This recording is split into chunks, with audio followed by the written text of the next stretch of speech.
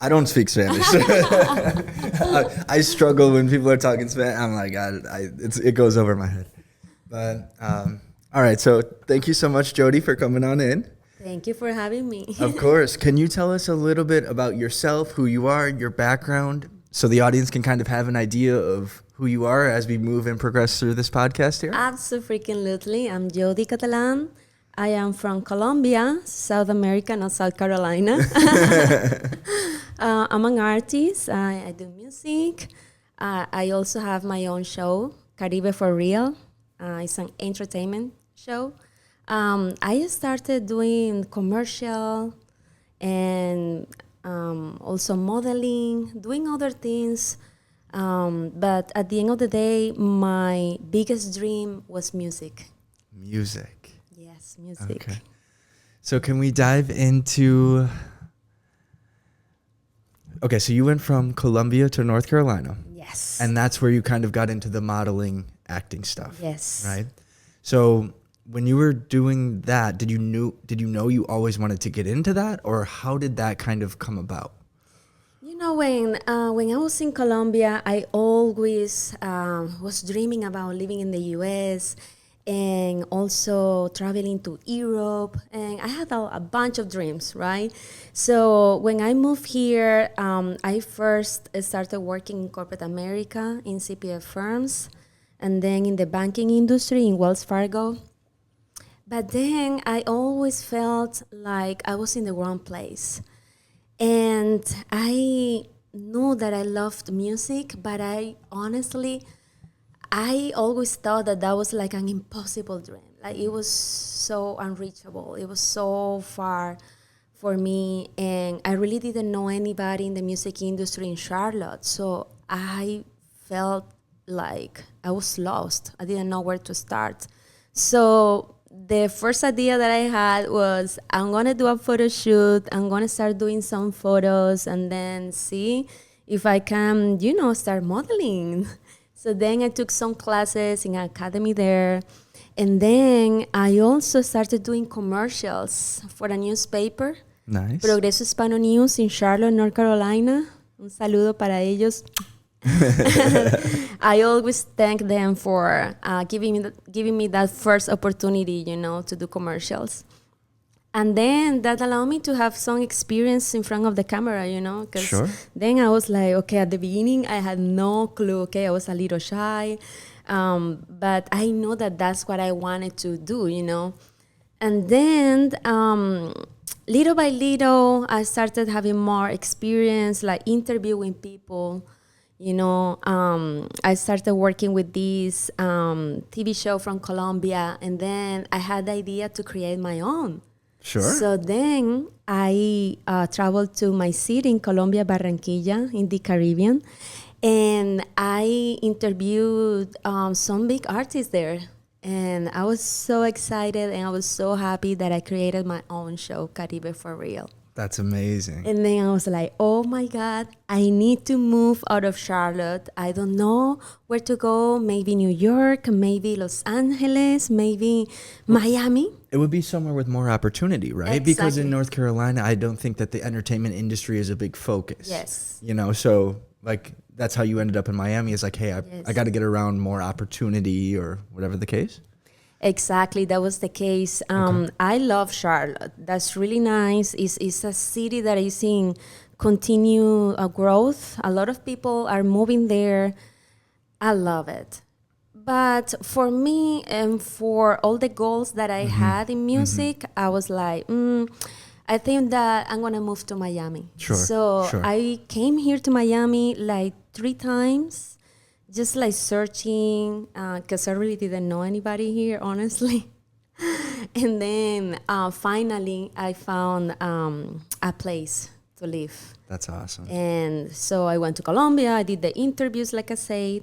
And then when I moved here to Miami, I started doing interviews for big shows like Latino Music Awards, Hispanic Celebrities Awards, and that was amazing. And I started, meeting a lot of people in the music industry, and I got really, really excited.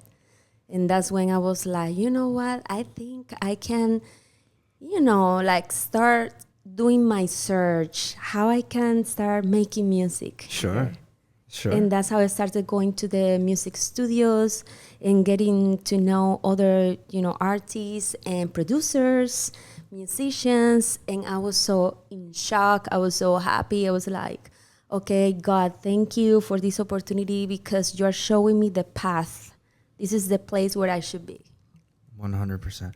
So that's kind of an interesting chain of events, how it all kind of came together, right? Like you got the opportunity to be around those people and interview those people in Colombia, move here, and then your eyes start opening up, it sounds like, and you're like, okay, this is a possibility. I see how this person can get me to this person, or they can get me into a studio or connect me with other people in the industry. So it's kind of cool, that story of how everything comes together. And now you're following your true passion of music. For the audience, I'm sure that they're interested now. What's your Instagram? Where can they find your music? Could you dive a little bit into that? Absolutely. You can find me as Joddy Catalan, Joddy Catalan, in every social media. And also you can subscribe to my YouTube channel, also Joddy Catalan. And it's easier if you just go to my website, it's joddycatalan.com. Okay. Amazing. So a bunch of different places. I'm sure they're going to be looking at you, trying to figure everything out. What kind of... And also, please listen to my music. I was going to say. Yeah. So it's like Spotify, Apple Music. All of them. All of them. All of them. Your favorite. If your favorite is Spotify, go there right now, Joddy Catalan. And I'm going to be releasing new music very soon. When's that? Yeah. So Friday, the 27th, I'm going to be releasing a new song. It's 2011. It's like 2011. Okay. That's the name. And I have some amazing new songs. Is it an album or a song? Well, I'm working on my first EP. So EP, okay. Yeah. And what's an EP? Because for those of us in the music or that don't know. Well, you have an EP and then you have an album. So an album has more songs. For an EP, I think we're going to have about 7 songs. Okay. We are still like choosing the songs because I have recorded so many. But, I have been really like preparing myself for this new stage, for this new moments in my life where my music I think is better now. Sure. And, I'm just going to the next level. That's amazing. Now, I have so many questions about the music industry as a whole, right? Because it's like a little bit about my background. I modeled in New York. I was with Click. So first my modeling career started in like Minnesota, Twin Cities, then Chicago. Nice. Then my agent took me out to LA. I love Chicago. Chicago's great. My girlfriend's from Chicago. A windy city. Yeah. I'm from Wisconsin, so I'm a next door neighbor. But yeah, so I've kind of been in that industry a little bit, understand some parts of it, ended up in New York, lived there for a year, and I was 18 at the time. So I went from a small town in Wisconsin, right? Okay. I'm like waking up at 4 a.m. to go deal with cow shit, like literally before going to school, for example, or like playing in the fields, whatever the case may be. So super small town to New York. New York kicked my butt, right? It was so expensive. I was trying to do modeling and like the income, as you know, like it's not steady, right? It's like when you get your job, you get paid. So I'm sitting there paying all this rent. I'm also being a server on the side, like a high-end server for high-end events or whatever the heck it's called. So that was my main source of income. And I was like, oh, I can't do this. So I moved back to Wisconsin. And then I kind of got into the real estate space. So I studied acting at Lee Strasberg's school in New York. I don't know. Do you know who that is at all? No, not really. Okay. So yeah, it's an acting school. That's very cool. It was cool. It was fun. I also took classes in the Actors Lab. Do you know them? I don't know them, but... Yeah, because I was also into acting in Charlotte. That's amazing. Yeah. You know, it was really cool acting, right? Like, yes. I never knew how I could make myself cry, right? And so we're in a class, and I can't remember the exercise to specific, but he's like, just go to a place or where you miss it, like something you miss or a place you miss, whatever. So I just remember standing there, like thinking about my brother and my family who's back home when I'm in New York. And I just start crying. And I'm like, man, this is wild. Like, you can kind of manipulate your own emotions based on your past experiences and then kind of forging that together into this whole performance or creation. Like, it was so cool. I'm thankful that I have that experience, because I don't think many people do, but wild. I don't know. It was wild. So anyways, where I was going with this was, I completely forget. But I do have to ask about your hair. Oh, you like it? I do like it. I wanted something different because I feel on fire. So I wanted to represent myself the best way with my hair. Has your hair always been like this, or is it a new thing? No. My natural hair is brown, and then I was blonde before the red hair. Okay. And how long ago did you dye it red? No, this is new. This is like maybe like a couple of weeks ago. Couple weeks? Yeah. For the new album? Or for the new EP, For the new stage. I love that. Yeah. I love that. Now, this brings up an interesting topic, and can we talk about it? But I think musicians, right, you have to stand out somehow. So you have to do kind of some crazy things to attract attention, to promote your music and all these things, right? Could you dive into a little bit about like the marketing side of the music industry as a whole? Yeah, let me tell you something. Yeah. I think that the most important thing is that you be authentic. You gotta be yourself. As an artist, you are a person who likes to create, right? So you gotta be authentic. You are not here to copy anybody else's work, right? Sure. So that's the first thing. Also, it's important to have a story, you know? Like for me, like I was mentioning earlier, my story is I came from Colombia by myself with a bunch of dreams, right? I always wanted to pursue music, but I thought it was impossible. I was working in corporate America, and I didn't know how to start. And I thought, oh, I don't have money. I need this job, right? So while I was working in corporate America, I had the idea to create a business that was Airbnb, my Airbnb business.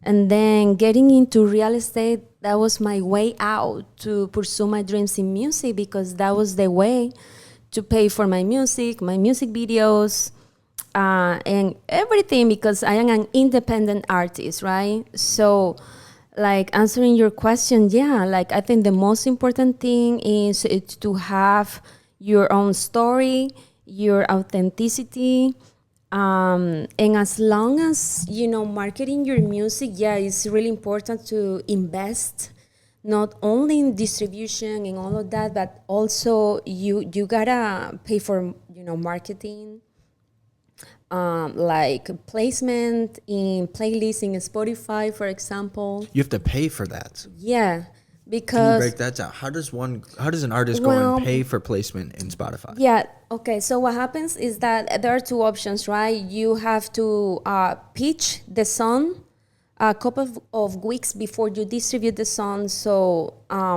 hopefully Spotify chooses your song to add them to their editorial playlist, you know. So when you pitch it, who are you pitching to? Is it an in-person pitch, or is it like a behind the scenes, like you just submit it, or?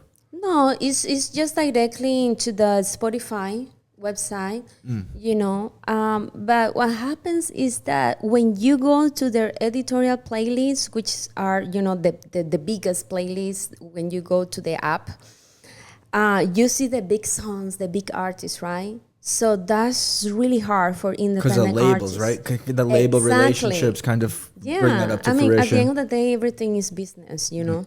Like it's always about money. Yes, it's always about money. So, you know, we as artists, we don't want to be behind, you know. We want to grow each time. We want people to listen to our music. So a lot of people create playlists that they are not editorial, like by Spotify directly. They are created by other people. They are real, because we don't want bots. Because if you get bots in your songs, Spotify can take your songs down. You know that. Sure. So we don't want that. We want real listeners. But, you know, you got to invest in your career. That's why I had to plan very well how I was going to quit my job and live out of the rental properties, because I knew I had to pay for all these, not only production. The business. Yeah, but You're also running, marketing. you are a business. Like Yes. you yourself are running yourself as like a business, right? You got Exactly. marketing, all the overhead you're talking about, studio time. Yes. Studio time can't be cheap. Oh yeah. How much is a studio here in Miami? Well, I don't go to big studios. That was at the beginning because now I work with my producer and I just go to his studio. He has a home studio, but it depends. Like sometimes I have a big session. Yeah, we go to a big studio, and the cheapest you can get is $150. Per hour? Yeah, but other studios, yeah, they How long? they charge you more. How long does it take to? I mean, you probably go into the studio, right, with some sort of plan or some type of song or It like depends. some idea, Yeah, Or- it depends. or you just go and you like just get super creative in Yeah. that space and just come up with something. It's like boom. Yeah. Like how does Well, that shake down? Usually, if you know you're gonna go to a studio where it's not cheap, Yeah. you wanna go prepared. Yeah. Right. You don't want to waste time, right? Yeah, you don't. But I usually when I work with my producer, we start with a beat, or sometimes he creates the beat from scratch. But usually we just create the song there. But if I go to studio and it's not cheap, I prefer to go prepared. Prepared. Now, how long does it take you? Now, let's say you go get a studio, but you have prepared. How long does it take to kind of come up with that song and get it the way you It want it? depends, because some songs can be more, how can I say, not creative, but because sometimes the song can be creative and maybe easier to record. But it depends on the song, but it could be a couple of hours. Like 3 hours? It could be 2, it could be 3, it could be 1. It Sure. really it depends. Just depends. But yeah, but I would say 2, 2.5, maybe. Now, my mind is going to Travis Scott. Do you know who Travis Scott is? Yeah. So I heard that one way, I think I was watching a documentary or something, maybe a YouTube clip, but how he tests and finalizes his song is he'll go and sit in the car, put it on his phone and like Yeah. jam it out. I do right? that. That's how you determine like this song is good. Yeah, I do that. I do that. Can you walk us through that process, like from studio to like you, Jody, saying, "I think this song is ready to be released"? Okay, you know that you have mixing and then you have mastering, right? I don't know the difference really. Okay. So when I work with the producer, and we finish the mixing of the song, putting all the effects, when he cuts all these parts and everything, and he works on the voice. Then he starts the process of mastering the song, where he is gonna make sure all the sounds and the levels of the sounds are right. So usually, we go to the car, we listen to the song, and then we say, maybe the voice is too low. We are going to increase the volume of the voice, or vice versa. So, the producer, has a better understanding and a good ear to identify about the volumes and what changes, need to be made for the mastering. To be the best. So mixing could be considered a rough draft, and the mastering would be like the final touch. Yes, exactly. Okay. Yes. Okay. Now, why is it the car? Is it because that's where most of your listeners listen to music, is when they're like jamming through traffic? I think because not really into traffic, because we try some songs in the parking lot. It's just the fact that you are in a surrounded area, like Closed you are in a area. closed area where you can like Feel it? yeah, like feel the whole sound, and in a closed space with no other noise, and really listen and identify the levels of the volumes Sure. of the voice and the instruments. Sure. That's interesting. Yeah, that's how you know that the song is gonna be ready for distribution. Sure. Yeah. That's cool. That sounds like a cool like a cool creative. I feel like little by little I have been learning some things about production. Like what have you learned? Yeah, like my first songs. Remember when we used to sit down and create the beat.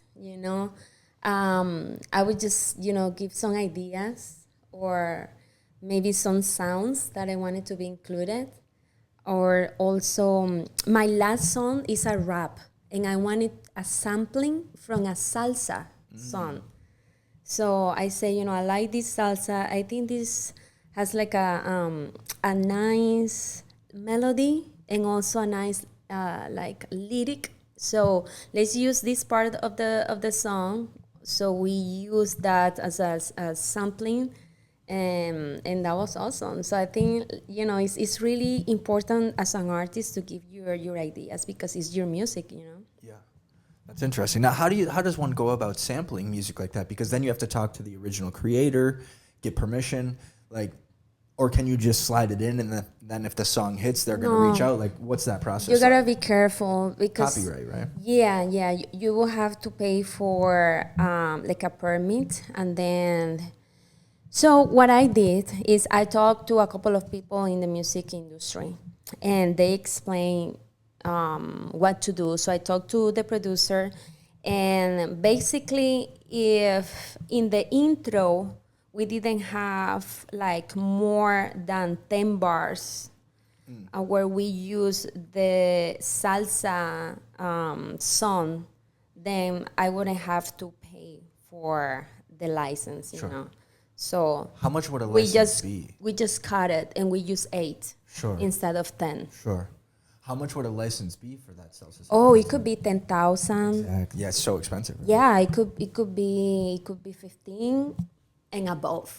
Like it depends on the song, On how popular the song is, exactly. who the artist is. Yeah. And I don't know, have you done any like collaborations with any artists or anything where you have to pay them? Because I'm working on that. Collaborations are like super expensive, right? I know. I'm working on that. I know that in urban music, legends and artists like Arcangel, I think he may charge minimum, I don't know, 10,000.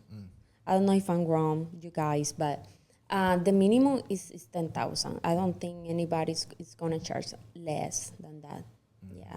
So I think that brings up an interesting point. If you're an independent artist, like you gotta, we were talking about, it's a business, right? You have to have that cash in order to get that collaboration.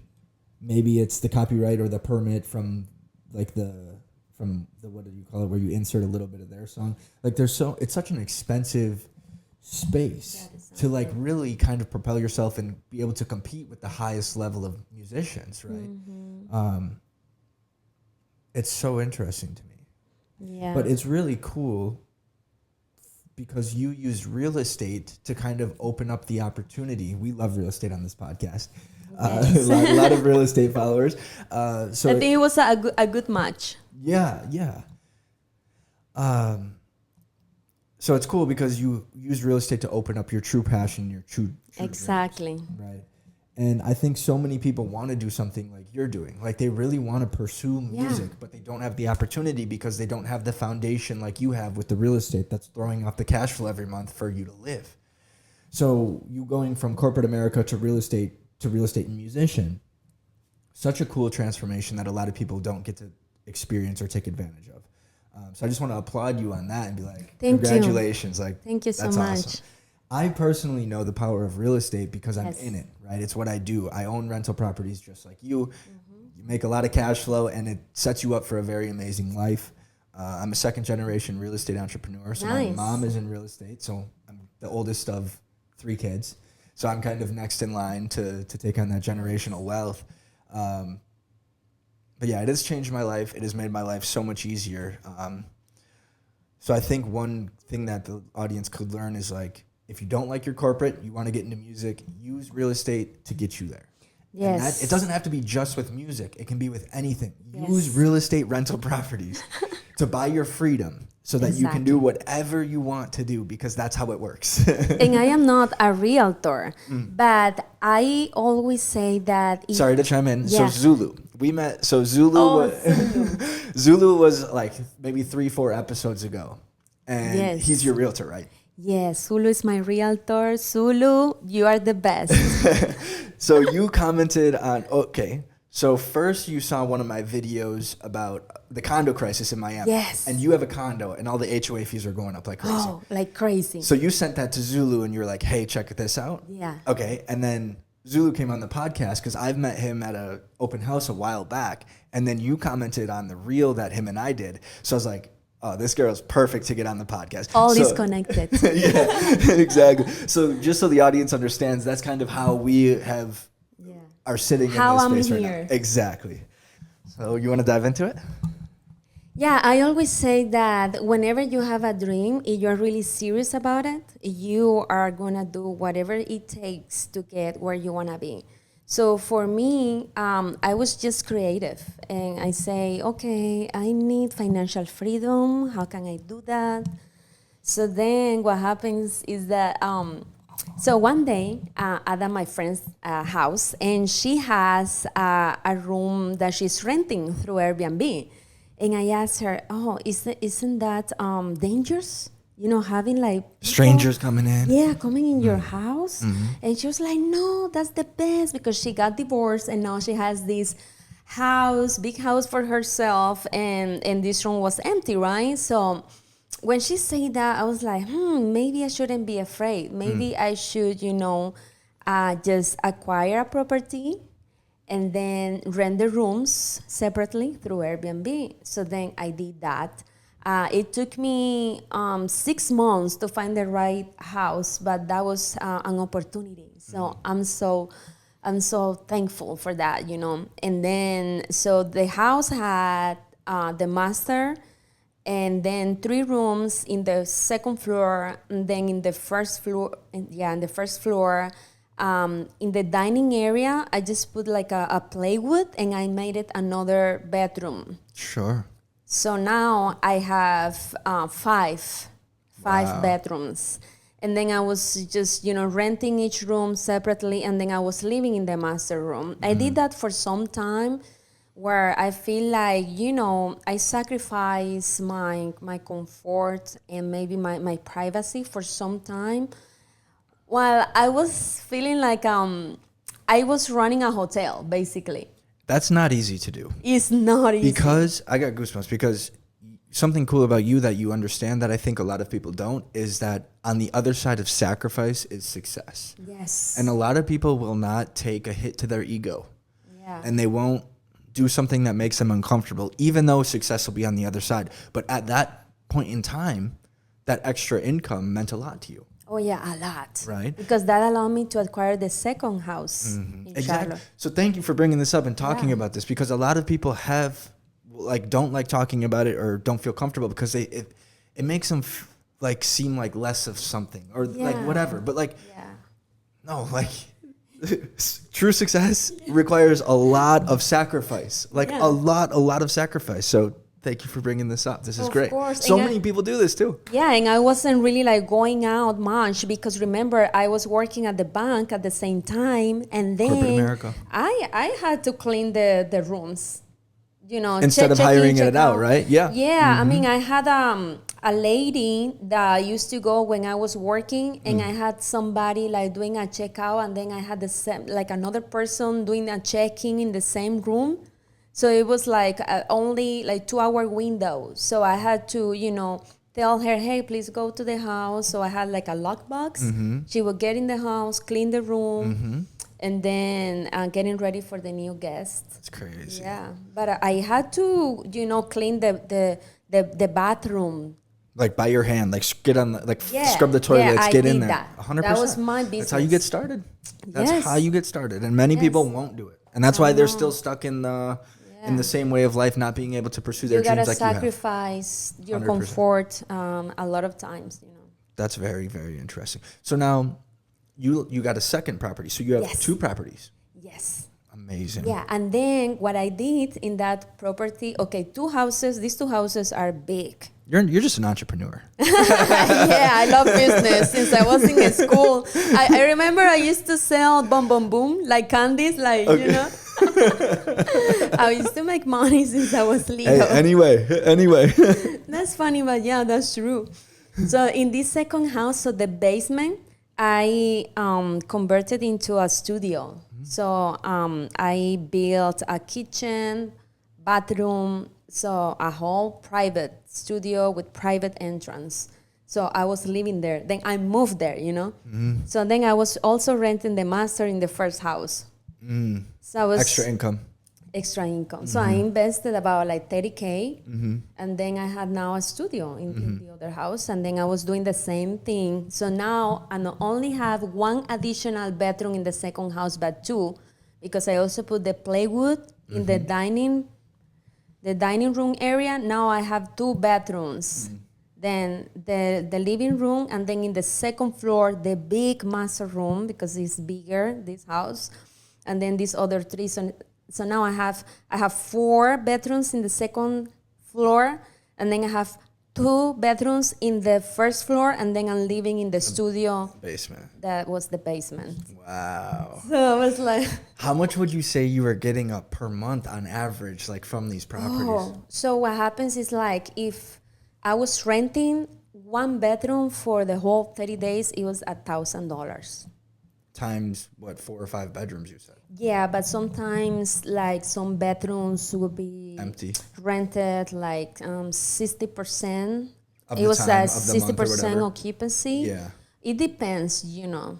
Like, because I had people coming to Charlotte to work for a bank.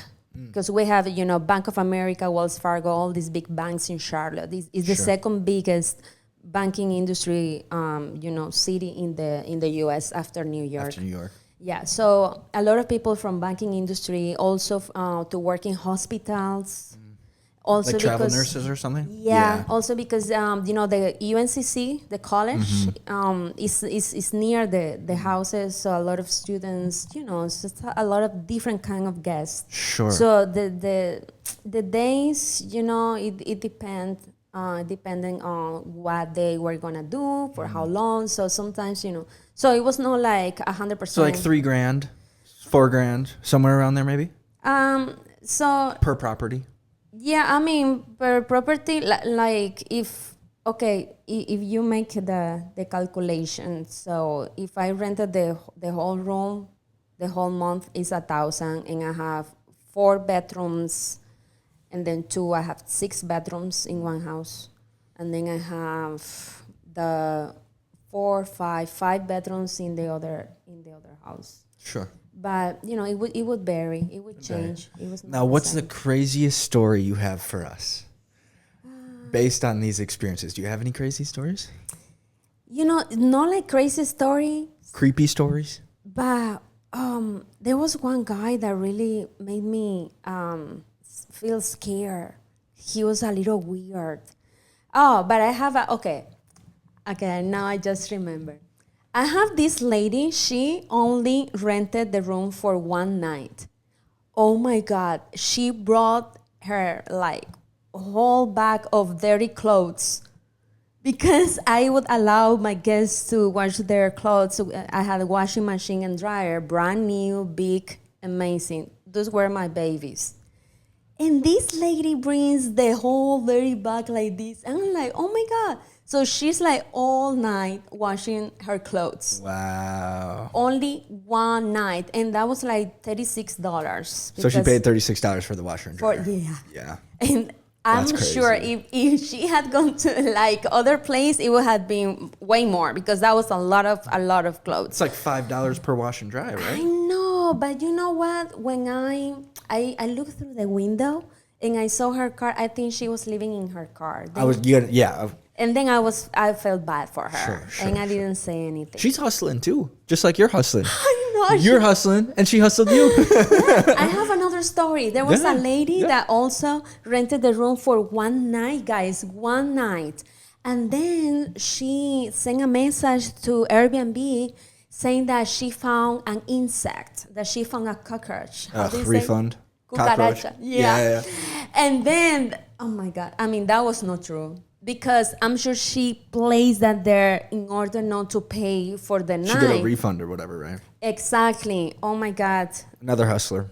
Yes, another hustler. I have another interesting story, but this is more like a scary. So I was out of town because, okay, I was in Europe because I traveled for 30 days, 2 years in a row. That's So amazing. I used to save my whole like vacation days for the year. Yeah. For 1 month. So I was like backpacking by myself, but I was still running Airbnb. So I had this lady that I hired, to clean when I was not there. And then, okay, she cleans and everything. And then the lady, after she checked in, she sent me a message and she's like, is there anybody else in the house? And then I say, no, you are the only guest at the time. And then she was like, no, it can be, because I can hear some steps, like a big person is walking in the house. And I was like, oh, I'm sorry, I don't know what you're hearing, but nobody else is in the house. The lady, she left. She couldn't sleep in the house. She was so scared. Wild. But even that, it sounds like crazy. Okay, it's not too crazy, guys, because, okay, so one time, Is the house haunted? I think. That's I think it is, crazy. like, seriously. That's crazy. Because this house doesn't have a basement, it has an attic. So the attic, I made it like a movie room. So what I did is I bought like a white screen in Amazon, and then I bought like A projector? a projector, Yeah. and I used to, I put a sofa there, and it was like I was just watching a movie, and I was with my boyfriend at the time, and then I hear some steps. Uh-oh. And then I pause the movie and I say, hey, listen. And then we hear Oh my God. like big steps in the kitchen. We are in the third floor because it's the attic, and that's the kitchen. And we could hear, I swear, we could hear something in the kitchen. And I told him, I'm not crazy, because the other day I also heard some, steps. And he looked at me and he said, yeah, I can hear it. That's crazy. Of course, we didn't go Goosebumps. downstairs. I was like, okay, let it be. I'm not going to go there. So But the lady wasn't too crazy, I think. that's I just say the what whole I had story to is say. crazy. Yeah. Nobody else is in the home. I'm not Yeah. gonna say, yeah, there is It's haunted. yeah, it's haunted. Yeah, there So is do a you still ghost get living. people saying like, "Hey, I hear steps"? Huh? Do you still own that property today? I think I'm gonna sell it. You're gonna sell it. Yeah, but what I'm doing is I'm studying the market Sure. in Florida right now. Ooh, Yeah. get some more stuff down here. Yeah, Nice. exactly. I would like to sell there and then buy here. Nice. That's crazy. My sister, so as far as ghosts go and spirits and all those things, right? My sister is super into that. Like, she can talk to them, she sees them, she's like crazy with that stuff, and it's really cool. I don't have that gift. My grandma had that gift, so they could kind of talk and see them and stuff.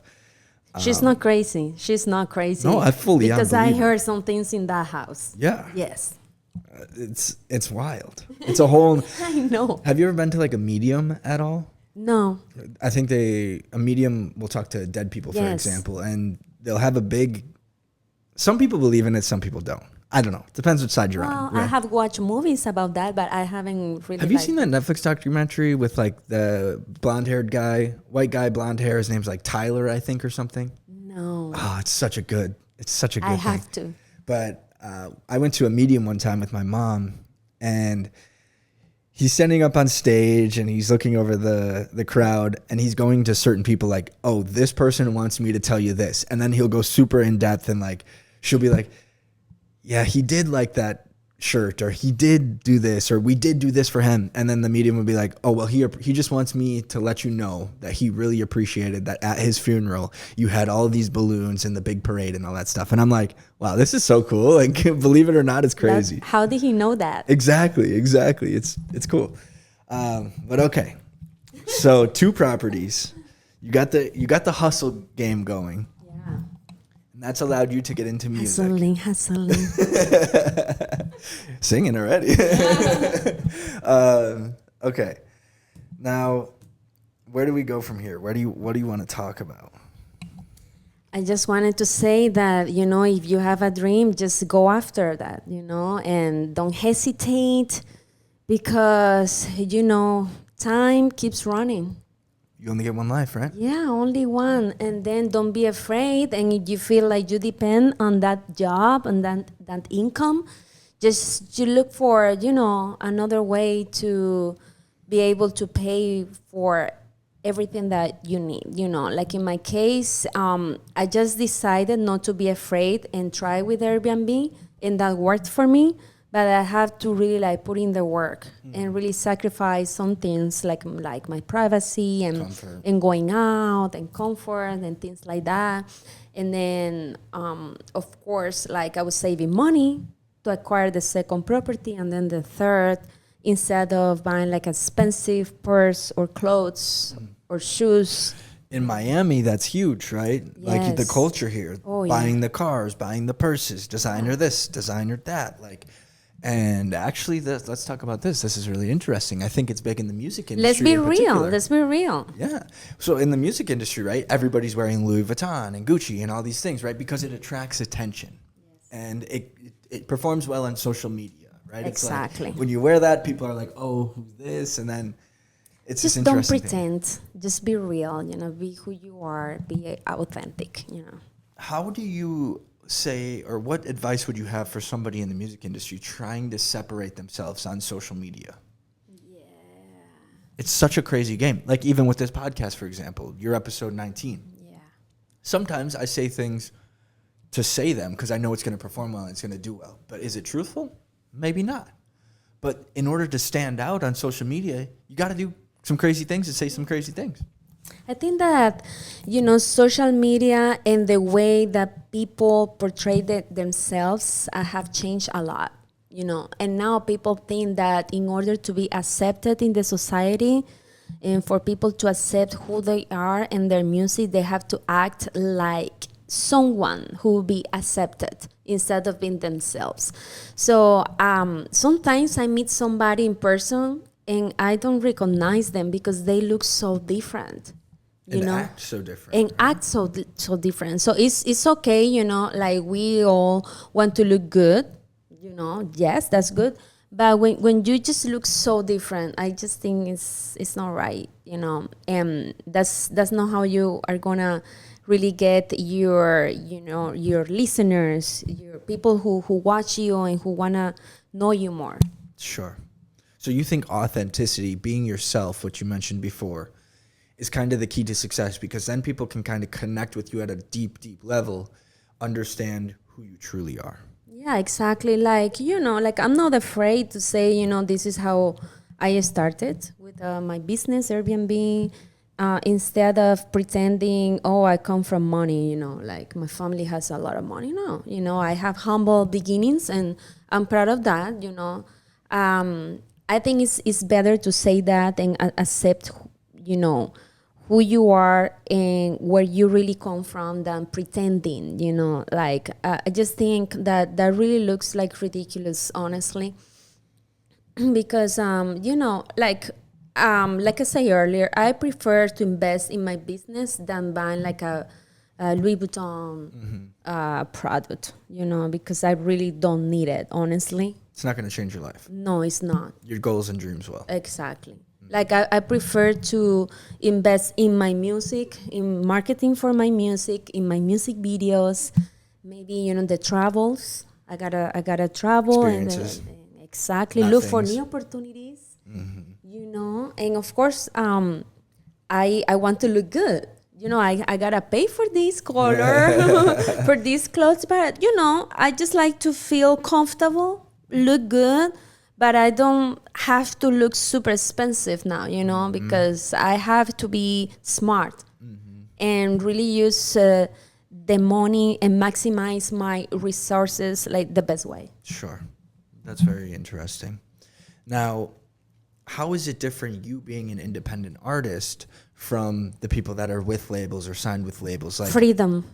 okay. Can you break that down and like dive into that a little bit deeper for somebody who's not in the music industry like me? Yeah, you see, like, for example, Bad Bunny, he owns his own label. He's independent. He has independent? Yeah. He's just that good? Yeah. So Damn. he has some deals, with some companies, but he has Rimas, his own label, and that's a big thing for an artist nowadays. So for me, like one of the big differences is that you have more freedom. Like I can choose when I want to release this song.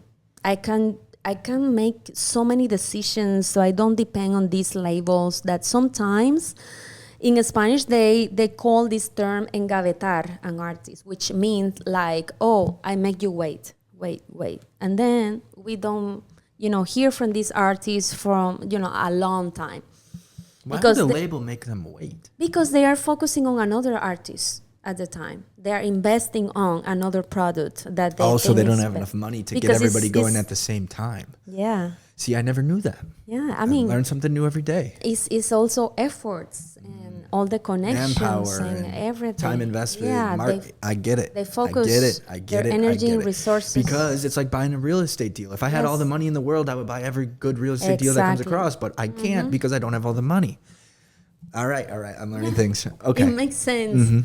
So I like the freedom, Of course, as an independent artist, you would love to have all these big resources that the big labels have, all these big contacts, and of course, like access to the big events and awards and red carpets and all of that. But that's why, as an independent artist, you need to hire a publicist Yeah. to get all these red carpets, interviews, and So what does the publicist do for you that gets you access to those events? also to interviews.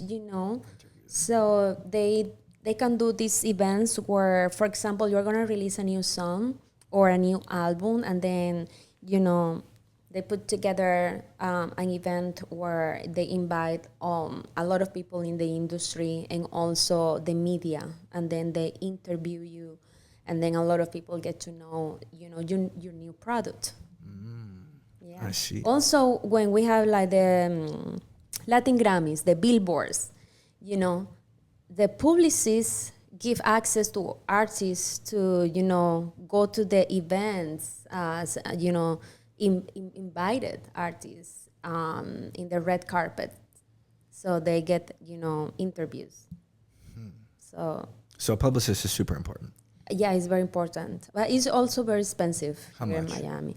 Well, when I say very expensive, is because it depends on your budget, right? Sure. Like you have to pay for so many things. Studio, production, publicist now. You still have to Yes. make rent, which is $3,000 for a studio here in Miami. Yeah. Like it really manager? adds up. It really adds up. A lot of things. So it could be 3,000. The publicist A month or a month. Yeah, it could be a month. I mean, it depends on the deal. It depends on the publicist. Sure. Yeah. That's crazy. So you like the independency because the freedom. Yeah. Now, when people go and sign with what's like the biggest label in the United States? Like Universal or something, or what would you say? Yeah, I think Universal, for example. So like, let's say an artist. Sony? What if? So let's use Sony for example. Like Sony, let's say somebody goes and signs with Sony. Sony would approach that artist and be like, "Hey, we think your music is good. We want to invest in you. Sign a deal with us." Is that how that happens? You have A&R, which are people like searching for new talent. So usually labels are more interested in artists who already have a fan base because they already represent money and a business, right? So usually that's how it works, So that's why it's very important as an artist to be out there. Don't be afraid. Have a good social media following. Yeah, go to showcases, get interviewed, and just put your music out there because a lot of people have their musics in their computers. Not Right. in the world. Exactly. Okay, so I saw do you know who Gary Vaynerchuk is? He's a big marketing guy in New York. He's got like 12 million followers, like very famous guy in the business world. But I think. so I remember. he came out with this statistic, and I think it was like only 40% of Drake's songs are like really big hits, and the other 60% are not that big of hits. Yes. But he's also the biggest artist in the I heard world that. right now. Or Bad Bunny. We could use Bad Bunny for example. How Yes. many of Bad Bunny's songs are like major hits? it's not as many as you would think. Like, he has released a lot of songs that haven't hit. So one thing Gary was saying is artists need to be releasing like a song a week, like to get the songs that hit, because not every song is going to hit. Exactly. So he kind of was like, it's a numbers game. Put out as much music as you possibly can. I don't know. Yeah, exactly. And that also translates to life, that you are always going to fail, but it's not about you failing. It's about you falling and then getting back up. And learning, right? And learning. That's how it's important. So, for example, my goal is to release a song every month. That's amazing. So for now, that's my goal. Mm-hmm. So, for example, I already have the music video for my new song. I already have the You shot a music video? Yeah. That's super cool. Yeah. Here in Miami? Yeah. Mm-hmm. Wow. Yeah. You'll have to send me a clip of that. I'll throw it on the podcast right here. Okay. Yeah. We can do that. Send me a little clip. Yeah. Yeah. I love it. So the release is going to be on the 27th. Mm-hmm. And for me, my plan is one song every month. One song a month. Yeah. That's a good goal. Mm-hmm. Okay. Okay. What does your shirt say? This is my realmyestate.com. Okay. That's my website. I like it because I see that in every interview you're wearing the shirt. And I was like, I wonder what that says. It's the same shirt and I never wash it. I never. No, I'm kidding. I bought like 15 of these and I just rotate through them. Oh, that makes sense. Why it smells like that? You were like, I knew something smelled funny. That's great. But you know, I'm really happy to be here because I thought it was very interesting that you are a realtor, that you not only cover real estate topics, but also other things that I have seen in your podcast. And then I thought, oh my God, that's really nice because, you know, that's how I made it out of a corporate America using real estate. Yeah. So the thing that I try to do with this podcast, right, is people are sick of hearing about me. Right. I've 13 or 1,400 posts on Instagram about me. Okay. So I think my audience needs some other entertainment. Right. Yeah. So that's kind of what this brings. It brings a different perspective. Now they can sit here and learn about the music industry, which many real estate people don't know about. So that's pretty cool. I just try to provide value that way, keep them entertained. And like, there are so many different things. And I genuinely enjoy getting to know people like you. Yeah. And like, you've taught me so much about the music industry just through this podcast. And like, where else am I going to get the opportunity to learn about that? And something that people may not know about me, you know, like it's important to share your story, you know, what's behind doors, you know, how 100%. How you can, the way you can share your story, you can also inspire other people, you know, because now they may not use real estate, but they may use another idea and say, hey, I can make money this other way. Maybe through Amazon, I don't know, online. So that way you can have enough time to focus on your dream. That 100. In my case is music, but whatever is your dream. 100%. And I think it's very interesting. How many podcasts have you done? A couple. I think this is like the third. The third. I mean, in English. Yeah. In English. Yeah. So I can tell you're very comfortable on camera though. Yeah. Like, right? It's so interesting seeing all the different people come through here. They're at different spots in their lives as far as being able to talk openly and be honest and how well they formulate their opinions. Like me, for example, I've changed so much over 19 episodes. Like episode 1 through 10, I would say I was always good at short form content. I pull up the Instagram reel and I just spit for 45 seconds. Okay. But this is a different game. Right? Yeah. We're having a full-blown conversation. We're having like, we have to have formulated thoughts. We have to talk in a clippable manner. No filters. No filters. Yeah. Right? And like you kind of want to frame things. Like there's a science to social media, right? Like you kind of have to frame things a certain way so that you can clip it. Like it's a hook. You got to get the hook right and then explain your story, and that first 10 seconds of the story after the 3-second hook better be good. Otherwise they're going to swipe right by your post. So I'm kind of getting more scientific with how I speak and how the hooks come, and then I translate because the attention retention nowadays is less, is shorter. It's basically 2 seconds, Yeah. like next, next. Exactly. I'm like, oh my god! But I do that too. Yeah, So I mean, yeah. And there's so many artists, right? Like there's so many realtors. Like there's 69,000 realtors in Miami. Like I'm competing with that, you know? So it's like, how do you stand out? How do you make Yes. yourself different? it's like people on Tinder. Swipe, yes, no, swipe. Exactly. So many options, right? Exactly. It's like ice cream flavors. I always say that, like, okay. I mean, you're on Tinder, you have so many options, but I don't know if that's the best. I don't know. Do you have a boyfriend or significant other? No, I don't. Are you searching?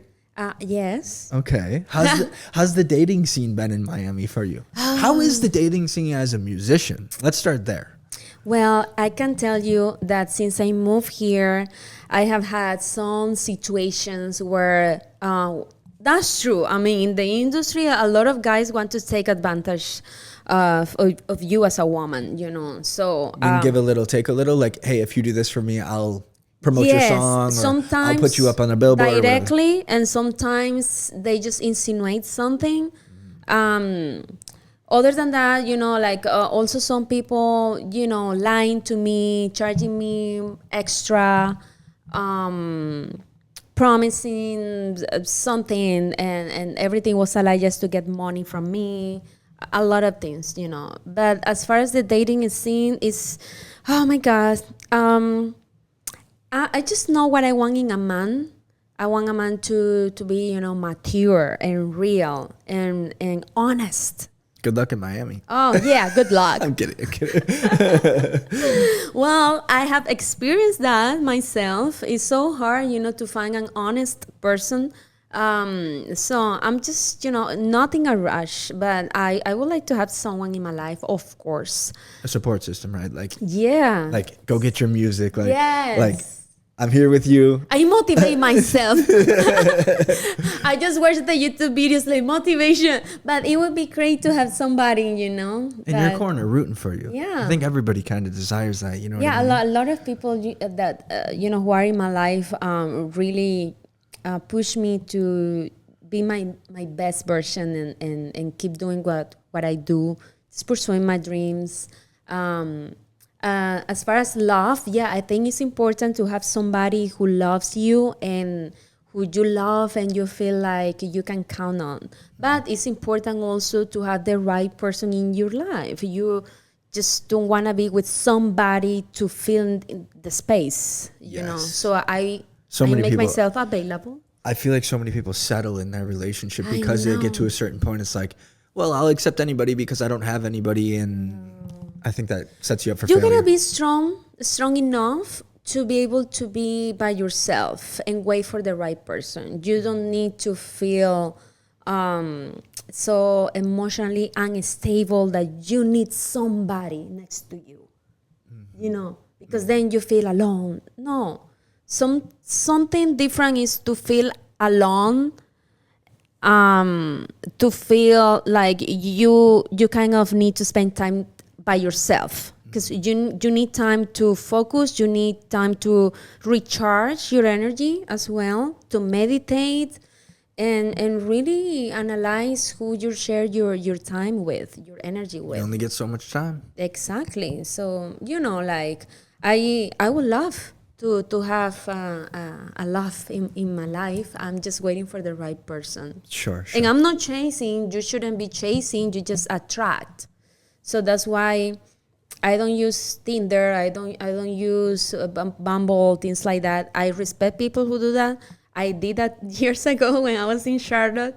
But then I learned, you know, that when I met people through the apps, I think they had the intention. They just want to hook up, right? They just wanted to hook up. I was like, you know, this is not the right place Yeah. for me because they already have an intention. That's not. I prefer to meet somebody. Authentically. Yeah, Yeah. somewhere in an event. Yeah.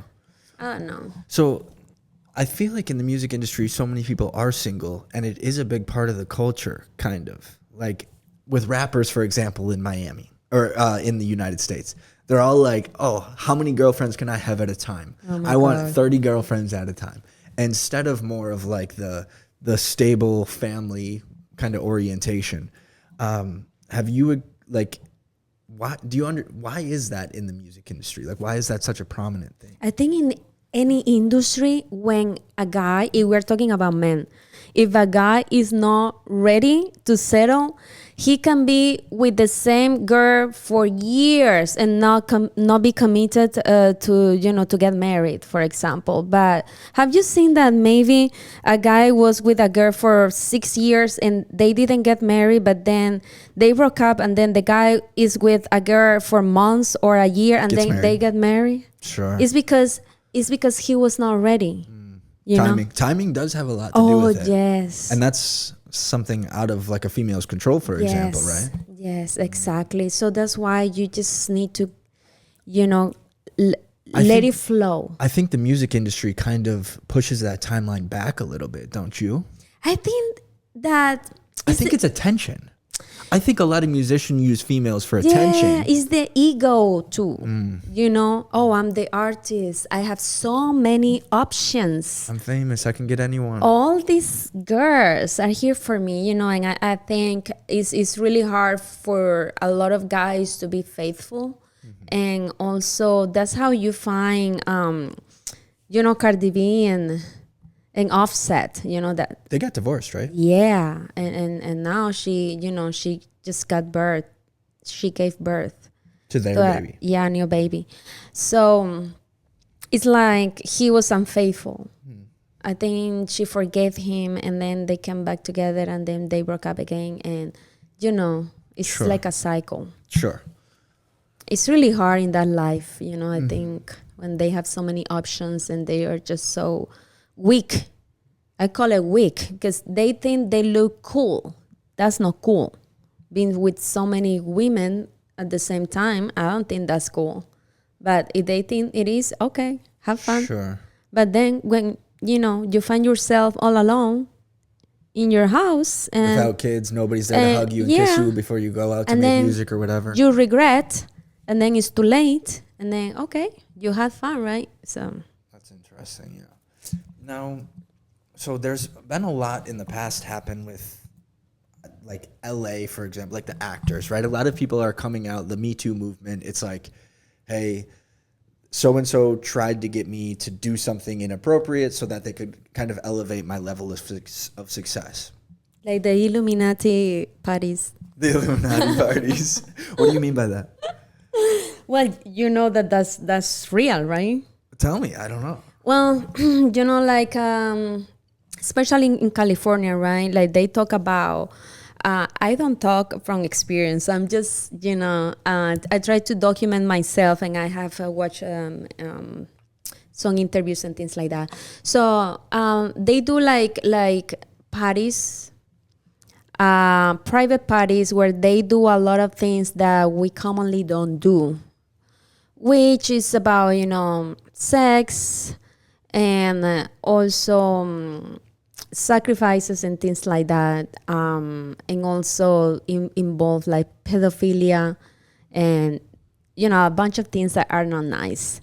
And it looks like if you don't accept doing these kind of things, then you are not in the circle. Then you wouldn't get like the support that you want in the system. That's why a lot of people say that for you to make it, you have to like sell your soul.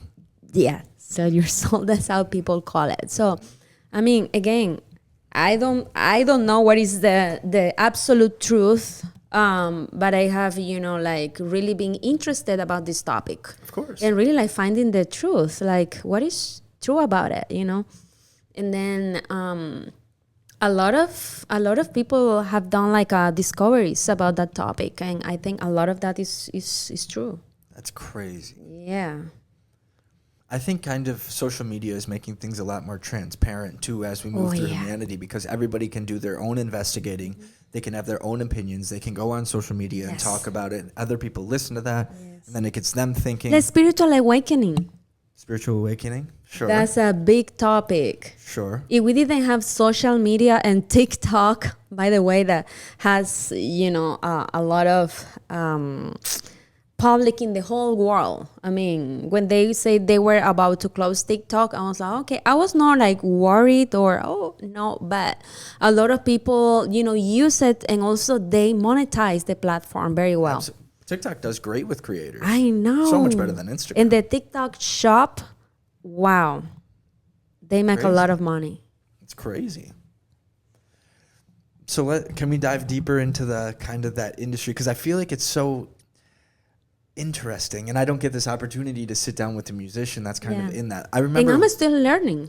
Yeah. Yeah. I just remember being in modeling too, and there were always stories of like a lot of the photographers were gay, for example, and then would book men and then try to do some weird stuff. Nothing ever happened with me. I wasn't in the industry long enough. But then you also have somebody like, who's the guy that had a fashion show that was putting Molly in the water or something, or putting ecstasy in the water? Alexander Wang.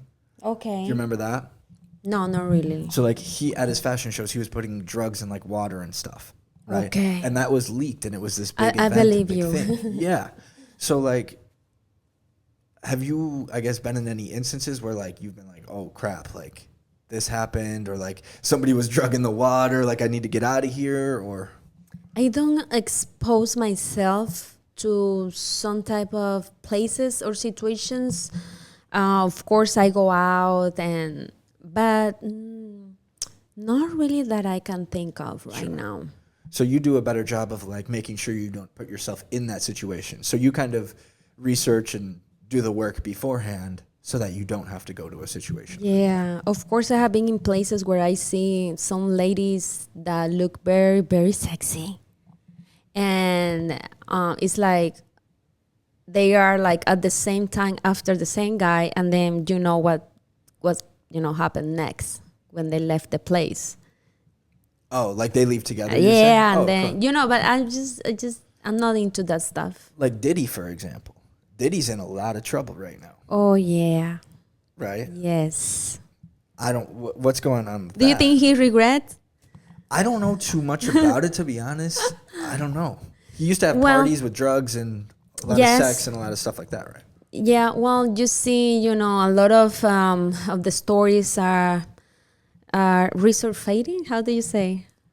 Like people are talking about that again.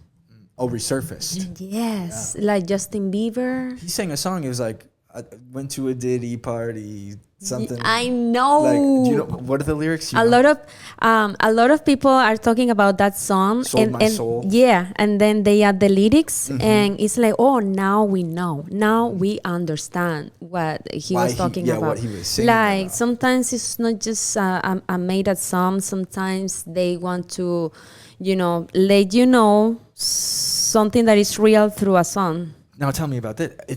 Isn't it a way of expression? Music's kind of a way of expression. It's a vessel, right? So when you have these things inside of you that you're trying to release or get out or tell the world, like people cannot, and I found this to be true for myself as well, but like if you have something in you, you have to share that.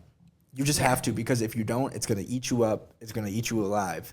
And one way of expressing that is through music. So a lot of people sing about very dark times, very great times, and everything in between. And that kind of makes for, I think, a lot of the creation and the great songs that come out, right? It's like a lot of songs are about getting cheated on, for example, or maybe it's about Justin Bieber and that party, but like the trauma or the struggle or it's so interesting. I think music can heal.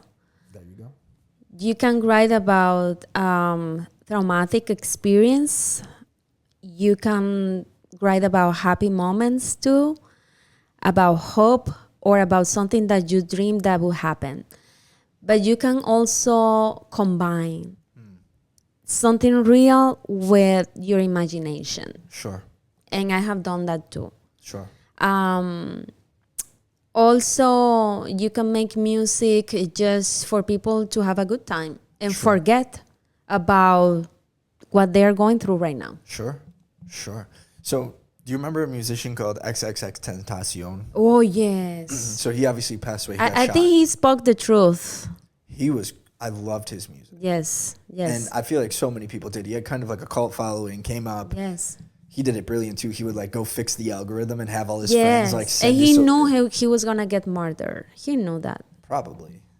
He said that. He did. Yeah. he set up his like trust right before he passed away or something. Yeah. Right? He say, like, I don't want to die, but if I die, guys, this is the truth. And then he started to talk about what we know today about, spiritual awakening and the fifth dimension and all of that. That's crazy.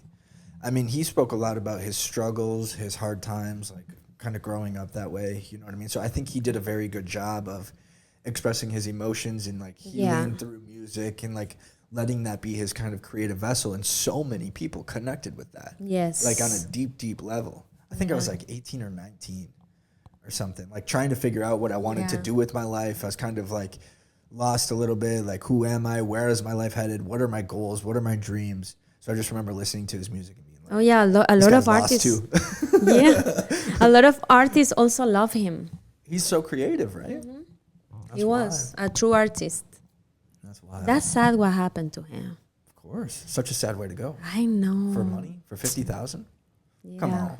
Well, you never know, because sometimes they have deeper reasons, Yeah, that's true. Like behind the scenes that we don't really know about. Exactly. Maybe like gang affiliation or like stuff like that. Or to silence them. Sure. They know too much. Yes. So the 27 Club. Uh-huh. Are you familiar with the 27 The Club? 27 Club? Like all the big musicians pass away before they hit the age of 27 or at 27. Oh. Like her name. I forget always her name, but I love her. Juice WRLD. Juice WRLD was one of them. Do you know who Juice WRLD is? No. Okay. Just a lot, I guess a lot of musicians. So it's like, why do all these like very, very successful people end up passing away? And well, Tupac, I think he was 25. Something like that. I think Tupac was 25. Yeah. Why do you think all these big musicians pass away? Different reasons. Like Tupac was really like into big troubles with Big. What's his name? Biggie. Yeah, that he was also murdered. Very young, both of them. Oh my God, it's a lot of issues behind the music. It's too much. Yeah. But why are they so creative? They're so good, right? It's like the best ones, and like maybe it's because they're so honest and open and all of these things, and then they just see this massive jump in success, and then the next thing you know. Okay. Also, I think Smoke. there is a tendency. Okay, that's because somebody was gonna rob him. Yeah. So you see, like, okay, there is a tendency, like when we have a musician, a person who lives through, inspiration in their soul, they are more like emotional too. Sometimes they can get in trouble like more easily, I think. And the other situation, like when they get robbed, I think because when they are in another level and they have so much money, and then they are wearing all this expensive, My like buddy diamond. got robbed at 7-Eleven right here in Miami for a Rolex. Oh. He was walking out of 7-Eleven after a night out, and there was a female who was talking to him, kind of like flirting with him a little bit, he said. And then they walked out of the store, not together. Like he wasn't into it, like he wasn't interested. But she followed him out of the store, and then her friend from across the street came running across the street, put a gun in his ribs. Oh my God. Said, "Give me your money and your watch." Got robbed of a Rolex. Well, and some girls. He's not famous or anything. You know what I mean? So like I know. now you add this added layer of Pop Smoke's attention, fame. His necklace, I don't know how much it was worth, but when you add a couple $100,000 on there, like people are in such a desperate state. Like, yeah, I'm gonna go rob this guy. Like, absolutely insane. Yeah, and also like some guys, they take some girls their place, and then they get robbed. The girl robs him that night. Like, how are you gonna do that? Like, you just, met her. You're gonna take her to your personal space and leave the Rolex on the nightstand. Yeah, too much trust. Not too much. Come on. You are smarter than that. That's crazy. Like, don't do that. Well, is there anything else that you wanted to talk about, or any places you wanted to go, or anything you want to? Whatever you have in your bucket list, go and check these items. Like for me, like some of the items were like skydiving. I did that in Charlotte. Oh, like a list, like a to-do list? Or Yeah, like a goals? bucket list. Okay, a bucket list, yeah. Of your dreams, you know, things that you really, really want to do before you die. So yeah, skydiving. I did it and it was fun. It was an amazing experience, but I don't think I would do it again only because when I jumped from the plane, I couldn't breathe. So I have a little bit of asthma. And I think I missed that part of the induction that day. I don't know. But when I jumped, oh my God, I was like a little fish, like I couldn't breathe. And then it wasn't only until the guy opened the parachute, because you know when you jump there is somebody like behind you, right? attached to Yeah. you, and he opened it, and then we went up, and then when we went down again because of the pressure, then I was like, oh, I thought I was gonna die. I swear, Crazy. I was so scared. I couldn't breathe. Sure. But then after that, I really enjoyed the view. I was like, oh, I did it. This is beautiful. This is amazing. And also, okay, the second, I think I went to Europe by myself, backpacking. And I liked it so much the first time. I did it the second year. So I did it 2 years in a row, and I was super fun. Just to getting to know other cultures and different people. Oh my God, I felt like I was in a different world, basically. And it changes your perspective when you get back, I right? know. Makes you more creative, more accepting, more understanding. Yes. Like when I went to Amsterdam in Netherlands, I remember I saw so much like technology. Everything is more like, people say like if you want to learn or study anything about technology, you either go to Silicon Valley in California or you go to Amsterdam in Netherlands. Really? Yeah, I didn't know that. and I saw that. Like when you take the metro, everything is so like with the card. Everything is technology wise, and I think that people behave very well. Sure. And also you can smoke weed, and it's legal, guys, in Amsterdam. Do you smoke weed? Yeah, I do. It makes me very anxious and nervous. I haven't smoked weed for like 5 years or so. But I don't know what it does for me. My experience is that, when you're in Amsterdam, you go to the cafe, right? And when you see the menu, all this cappuccino, all this latte, and then you have this kind of weed. Sure. Oh, I want sativa, I want this. Yeah. And then you just sit. I did it by myself. I was just like, having my coffee, and then... That's great. And the police, they would be like walking, like not. I was like, what is this real? That's crazy. But I got lost in the train in Amsterdam because I took the wrong train. I was so scared. Oh man. Because then I was high, and then I think I just I fell asleep. That's what happened. Honestly, So I took the wrong train. I fell asleep, and then when I opened my eyes, I'm like, oh, this is going so fast, and you can hear the sound, like, Sure. It's going so fast. I'm like, when is this going to stop? And then I only found one guy who is not going to Amsterdam. Where's it going? It's going like to another town, but very far away. And then the guy said, no, you cannot ask them to stop. You have to wait for the next stop, the next station. I was like, oh, this is crazy. Not good. I got so scared. I think this is the time where I have been the scariest in my life. Really? So guys, if you go to Europe and you go to take a train, please make sure you take the right one, guys. Wow. Oh, that was so scary. And you're high. Yeah, I'm very high. Yeah. Anxiety. And make sure you are not high. Then I finally, I waited for the next stop, and then when I got to that station, I just talked to the police, and they told me, which one. And then I had to take an Uber to get to my Airbnb. So I was like, okay, I'm safe. Okay. Once you get back, you're like, I'm good. Oh my God. And then when I went to Paris, I got robbed because I had my backpack. And then I met some locals there, and then say, oh, you are Latina. There are some drums there by the river. Let's go. I was like, okay, let's go. And everybody was dancing. I was like, oh, I want to dance. And then I told this guy, in the group, to hold my backpack for me while I dance, and then he just put it in the floor, and I didn't know. Then I was dancing, and then when I was like, "Where is my backpack?" and he was like, "Oh, I'm sorry." Then it got Gone. yeah, it was gone. I What was had in my it? phone, my passport, and I had money there. So I had a flight the next morning, yeah, to Italy, Venice, and then of course I lost it.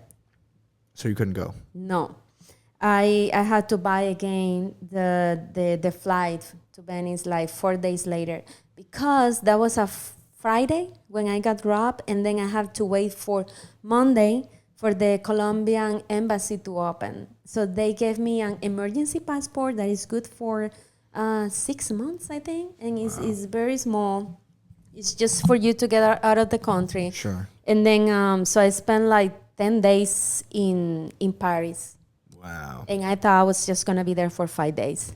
That's crazy. And I was like, oh my God, this is crazy. At least you had the Colombian embassy though, and they were able to get you out. Yeah. Because what do you do if that I wasn't had there? no idea what to do. I went to the police and they say, well, we can, take notes and make a report, but we are not, how can we get your backpack back? It's gone. Yeah. You just have to wait for the Colombia embassy to be open again. That's crazy. It's like, oh my God. Well, we're glad you got back, and we're glad you got That was out. crazy, but I think life is to experience it, and I think I had pretty cool experiences, and I think just being robbed in Paris taught me a lot about what to do in situations like this. What did it teach you? Oh my God, because you can get really scared and a lot of anxiety in a situation like that, because you're in another country by yourself. And I am a woman, so I felt vulnerable. And I didn't know what to do. My passport, how can I get out of the country? But then I have to, just breathe and then search. I had to buy a new phone. Wow. Yeah. Of course, a cheaper one, but I bought a phone, and I was just thinking, oh, what did I have in my backpack? I had my Colombian shirt, like soccer Colombian shirt, that I was like gonna take a photo. And my mom gave me that. Oh, so things like that. But I went to Iceland in Reykjavik, and I went to Blue Lagoon, and oh my God, that's one of the most beautiful experiences. That's between America and Europe. Sure. It's kind of like above Canada, It's right? up there. Yeah. Yes, and there are not many people there. It's so beautiful. That's amazing. Like if Nature. you can go one day, just do it. That's amazing. Yes, it's so different. I've been to Paris and Dubai. Oh, I want. Both of those were amazing. I wanna go to Mykonos. Mykonos, yeah. I wanna go. Yeah. Lots of travel to do. One day. One day. Let's dive back into weed real quickly if we can. Can we dive back into weed? Of course. Okay. So I feel like a lot of people in the music industry get very creative when they smoke weed. Yes, that's Is that true? Yeah. Why does some people get creative? You get loose. You elevate to another level. I try not to smoke like too much, because when I'm gonna record, I feel a little different. Sure. So not too much, but just to a point where I can, get loose and relax. So kind of like alcohol a little bit. Like when people go on dates, they like to have a couple drinks to get Yeah. loose, to get talk. Something so they like can talk. that. Now, I feel like there's, and I don't know if this is the correct way to decipher it, but I think there's two separate types of people with weed. There's people that get creative, and there's people that get anxiety. I'm one of the ones that get anxiety, right? So like, Or in the couch. oh yeah, just zonked out, like. But yeah, it's interesting that it's such a creative tool for so many people, because some people make the best music when they're super high, Yeah, and that's a true. lot of great music is like, a lot of musicians will smoke on stage or while they're recording, like they'll just be like fried, like just smoking constantly. Yeah. A lot of music videos, everyone's smoking weed, so it's like, it's such an interesting dynamic. It coming depends on from your me, tolerance. exact, coming from me, who's more on the business side, where that doesn't make me so creative, you know? What really makes me, I feel like, more creative is nicotine. Okay. So I'll smoke cigars, and like, let's say I'm sitting through my day, right? And I'm trying to come up with a real estate plan or a deal or working on something, right? I'll go smoke a cigar out there and just sit back there. And I get like very, very creative, which is interesting. It's whatever works for you, right? Everyone's different, right? Yeah, like but not whatever you do, just don't do it too much, because you can create some type of like dependency. It could be weed, could be alcohol, could be coffee, whatever. Have you heard of this new like mint or gum, like it's called NAC? It's like NAC. It gives you energy, and it pretty much has caffeine. Really? I don't have it with me right now. You but, chew it? Yeah. Is it good? Yeah, it's really good. This gum right here? Yeah, it could be gum or it could be mint. Guess what this is? What? Nicotine gum. Oh, okay, interesting. So there's a gentleman that's big in the business space and marketing called Alex Hormozy. Have you heard of him? He's got a beard. Maybe I have big seen, beard, white guy. I'm not good with names. Yeah. So his thesis is nicotine gum is if you're gonna take or do nicotine gum is the most healthy way to do it. Okay. It's the least invasive. It's a 2 milligram gum. But I found, I don't know, maybe around episode 12 of this podcast, like I could talk, but this makes me talk a lot more and get more involved and a little bit more hyper and a little bit more creative. So that's what this is right here. Nicotine gum. But NAC. It's the nicotine, guys. I need to try this NAC. Yeah. Oh, I have it in my bag right there. I can show it, but it's my bag in my bag. Do you, to record, you chew NAC? Yeah. Like before I work out, the first time that I tried, like a month ago, I just took like 2 minutes, and then before started like my cardio, I had so much energy. Really? It's like I had like 2 or 3 coffees. Wow. Yeah, I was so surprised. Wow. And you know, for me, you know, cardio is something that I try to do every day. Sure. Because I'm trying to build my stamina also. And I was so like, I would just keep running and running. I was like, oh, I'm not tired. Yeah, I love it. Yeah. And I found it on TikTok. For real? Yeah. Wow. They do a lot of promotions, a lot of products on TikTok. And now I'm like, let's see. But it really works. They work on this show like for investors, Shark Tank. Okay. They got rejected. Sure. And then these guys took the business to another level by themselves. That's amazing. It's doing very well. I've heard a lot of businesses come through kind of that Shark Tank where they get rejected and then the business works great. But Shark Tank is such a good marketing tool for them. Just like being on the show is amazing. It's like when artists go into some contest American and Idol. they don't win and then they... Famous. Exactly. Like, you never know, guys. It's the effort, you know. 100%. Now, okay, so you have a pretty good following on social media.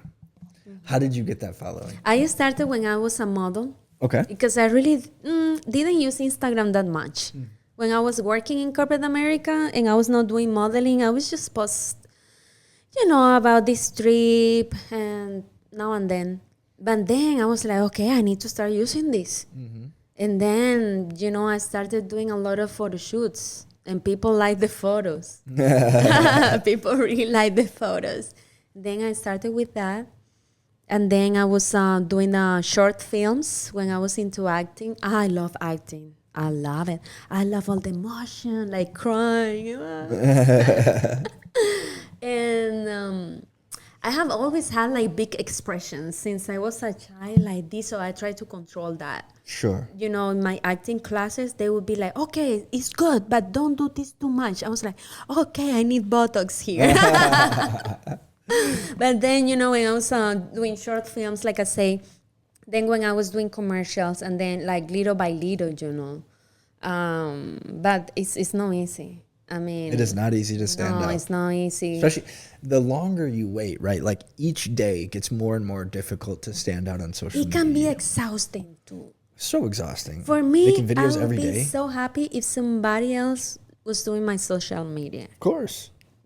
Because it can be a lot of work, guys. It is very exhausting. Yeah, and I also edit my videos and, like when, sometimes I have to edit my photos and everything and be creative. Like, okay, what should I post next? Like content 100%. creation process. It is such a business in and of itself, just managing all the social I media. know. Gary Vaynerchuk again he always talks about how the future of social media is each individual human, meaning artist, realtor, sales trainer, whatever the case is, you're going to have your own like 7-person team spending, I don't know, $400,000 a year on salaries I believe that. just to maintain all the social media platforms. Oh, yeah. Now, once you get to a certain point, there's an ROI on that, right? Where you start making money for your creations, like Yes. TikTok or like YouTube pays really well, for example. So to get to that point is difficult though, right? You got to like bob and weave, Yes. cut down a bunch of weeds, put in the grind, sacrifice, Yes. effort, energy, the whole thing. I know. The thing that I don't like is that as everything in life that you have to have constant. You have to have some consistency every day. And it's really exhausting because some days I just don't want to be on social media, I just want to, 100%. live my life without a phone. 100%. And sometimes it's like, okay, I gotta be active. Because I think the most that I have gone without posting anything is a week.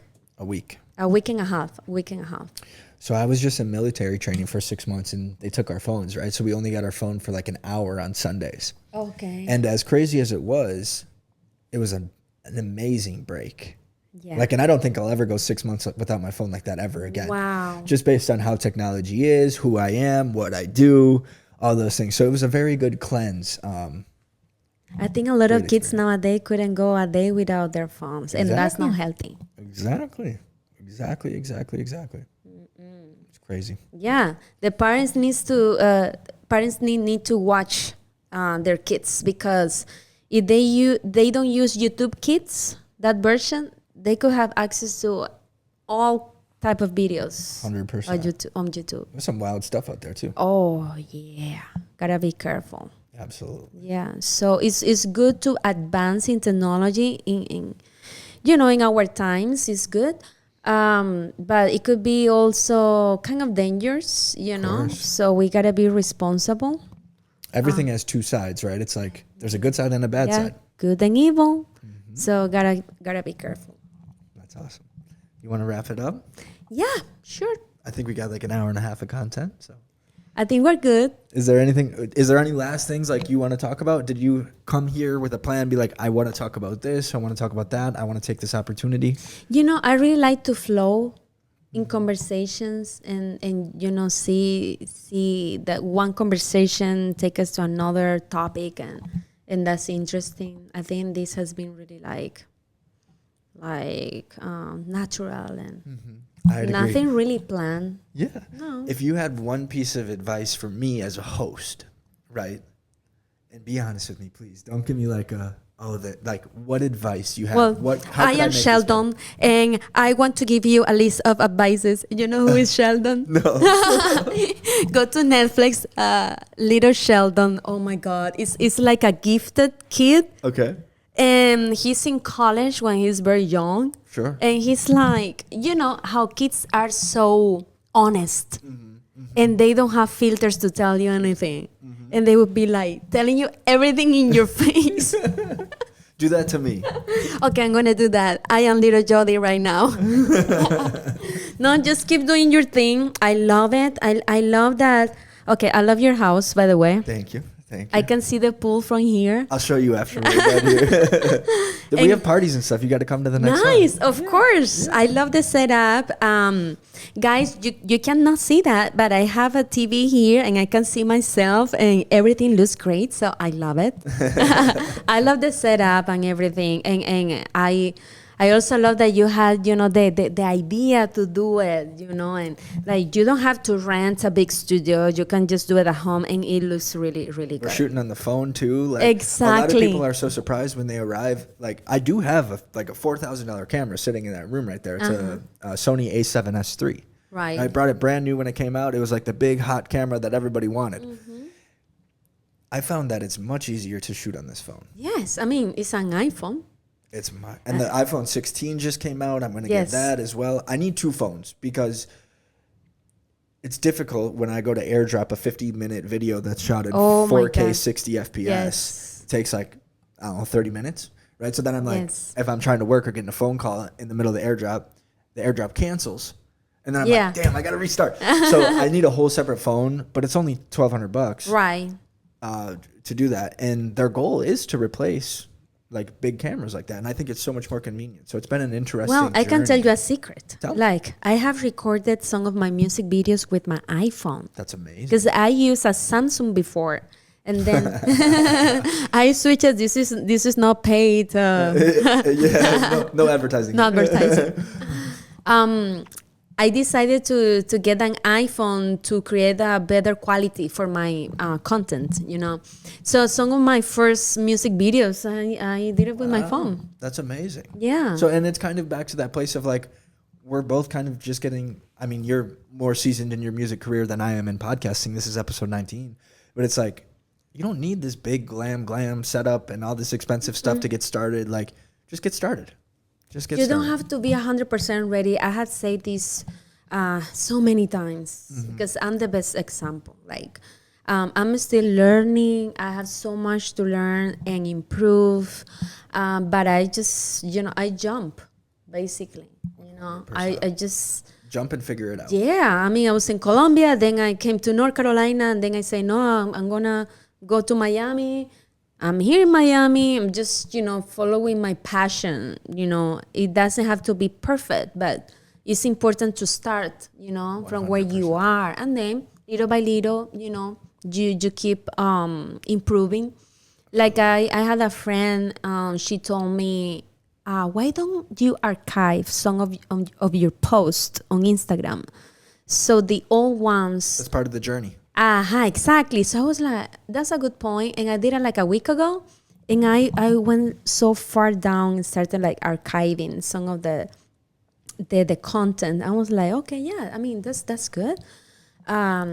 Because I am growing, I'm creating like a better songs, better videos. So yeah, I mean, that's good. But I love when I look at the big artists and I see the old posts before they're big, and I see their growth. I love that more than 100%. If everything is perfect. 100%. Yeah. I think a lot of people are in that. That's why they're like, when you come against a musician that's not big yet, and you see them from here, and then they get huge. You're like, everyone's like, I remember when that artist only had 7,500 followers, and it was great. I was one of the first followers. You take a lot of pride in that because that you're part of that journey.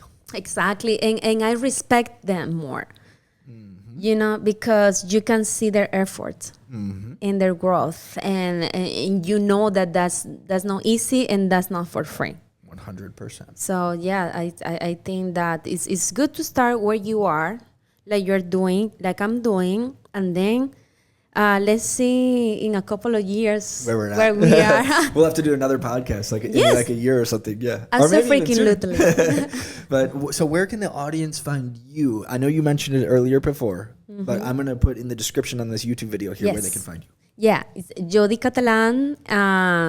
In my website, joddycatalan.com. Every social media. Catalan? It's JODDYCATALAN. Joddy Catalan. Okay. Yeah. Amazing. Well, YouTube, all the music platforms, everywhere is the same. It's the same way. So it's easy for people to find me. That's awesome. Well, thank you so much for coming. Thank you for the invitation. I've had a blast. I enjoy it. Take care. Thank you, you too.